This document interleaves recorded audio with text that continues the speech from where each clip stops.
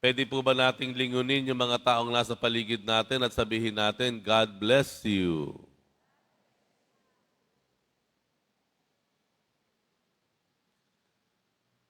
Sa mga araw o mga panahon na kabi-kabila ang ating panunuya, pangahamak, kabi-kabila ang ating nakikita, nasasaksihan na pangmamaliit, pangahamak sa kapwa, maganda na sa sandaling ito, ang mamumutawi naman sa mga bibig natin ay mga salita ng pagpapala. Salita na nagbibigay pag-asa, nagpapatibay ng kalooban, at nagpapainit ng pakiramdam ng isang tila nilalamig dahil sa pag-iisa. Kaya pakiulit po, sabihin natin sa mga kapaligid natin, God bless you.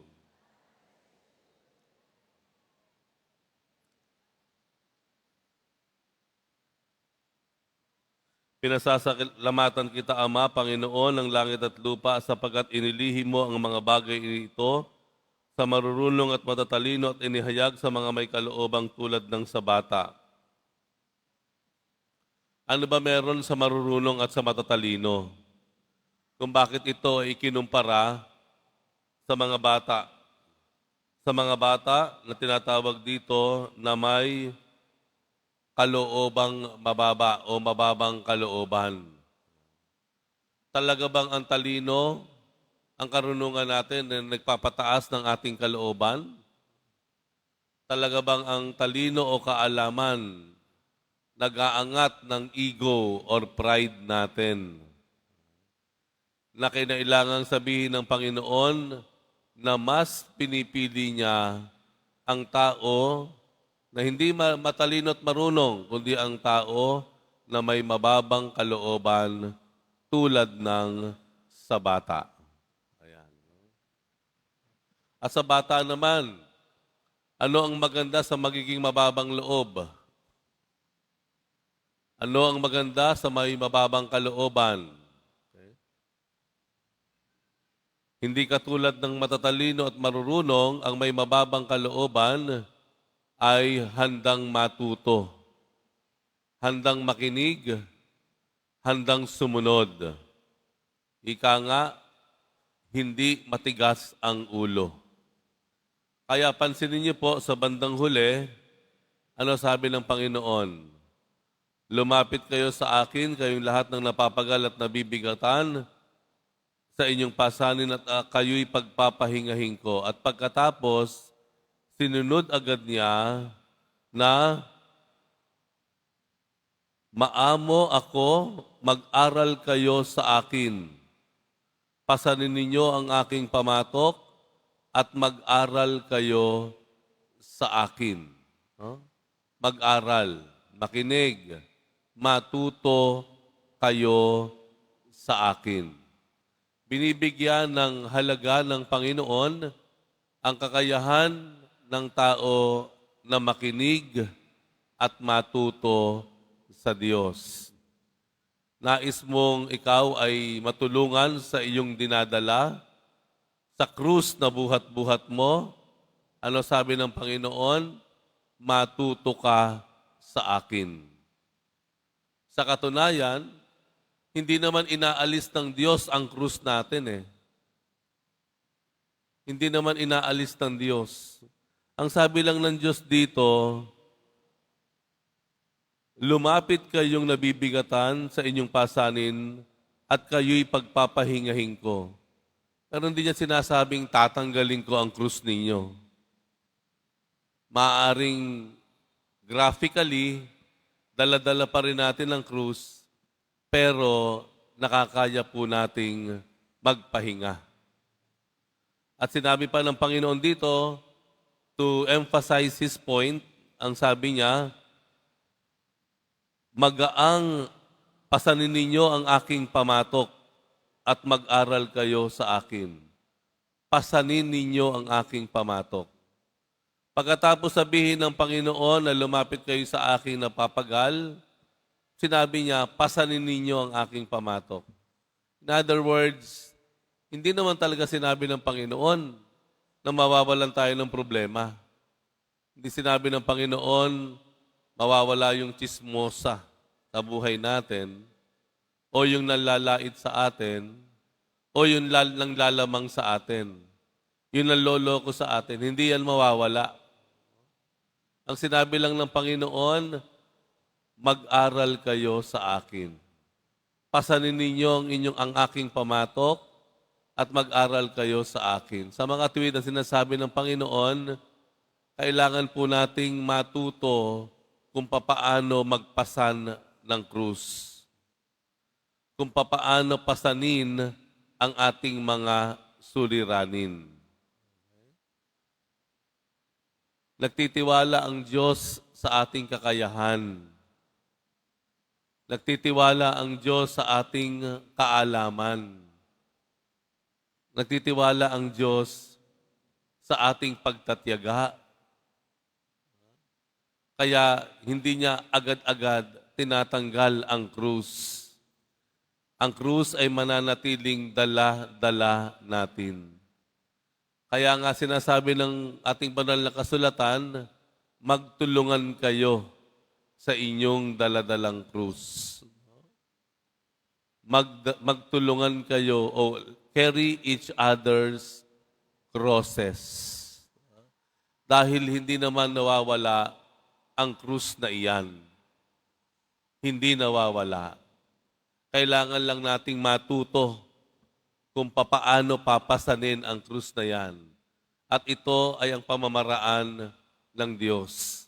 At isa sa pamamaraan ng Diyos, kung papaano natin dadalhin ang krus natin, tayo daw po ay dapat handang magpasan ng krus ng iba. Father, ganun ba yon? May krus na ako, magtutulong pa ako ng pagdala ng krus ng iba? Opo. Opo. Minsan po, to solve our own problems, we have to solve others' problems. Minsan, ang ating problema nalulutas natin sa pamamagitan ng pagtulong na lutasin ang problema ng iba. Yun ang isang aral na matututunan natin ayon sa Ebanghelyo sa Panginoon. Noong June 22, for the first time, history ng Pilipinas, sa kasaysayan ng Pilipinas, nagkaroon ng mass shooting sa Tacloban High School. 2 bata, edad 14 at 15, ang pumasok sa umagang iyon na pagkatapos ng flag ceremony ay nagsimulang magpaputok ng kani-kaniyang mga baril.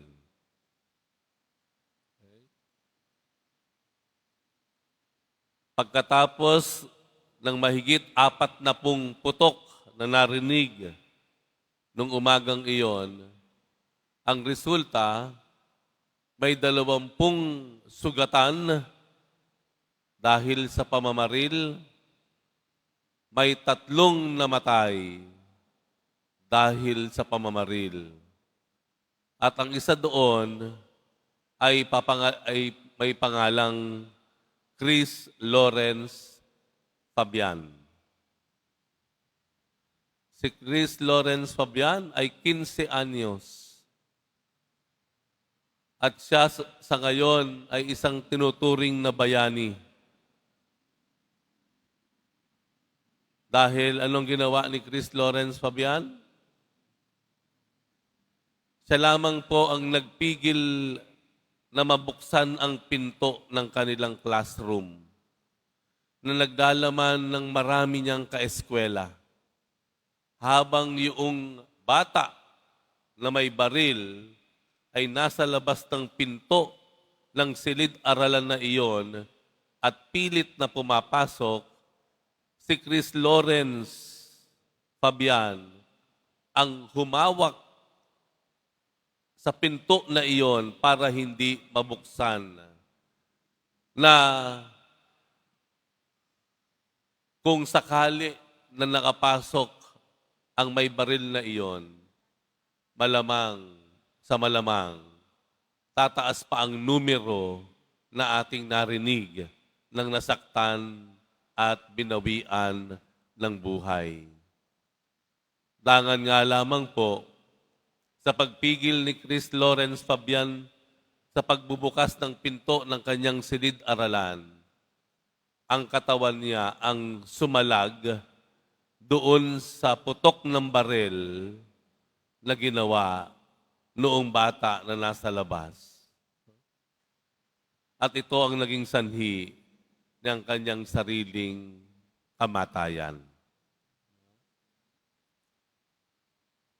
Isang paalala sa lahat na ang panawagan ng Diyos sa atin ay hindi tayo magkanya-kanyang dala ng krus, kung hindi magtulungan tayo na magbuhat ng kanya-kanyang krus. Kung papaano si Chris Lawrence Fabian, dinala niya ang kanyang buong klase upang maligtas sa mga bala.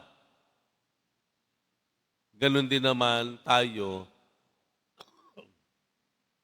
na inaasahan at inaatasan ng Diyos na magbuhat ng krus ng bawat isa.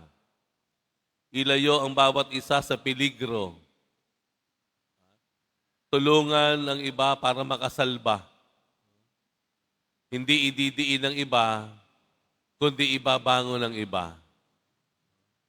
Hindi ihihiwalay ang iba kung hindi isasama ang iba. Lahat tayo may krus.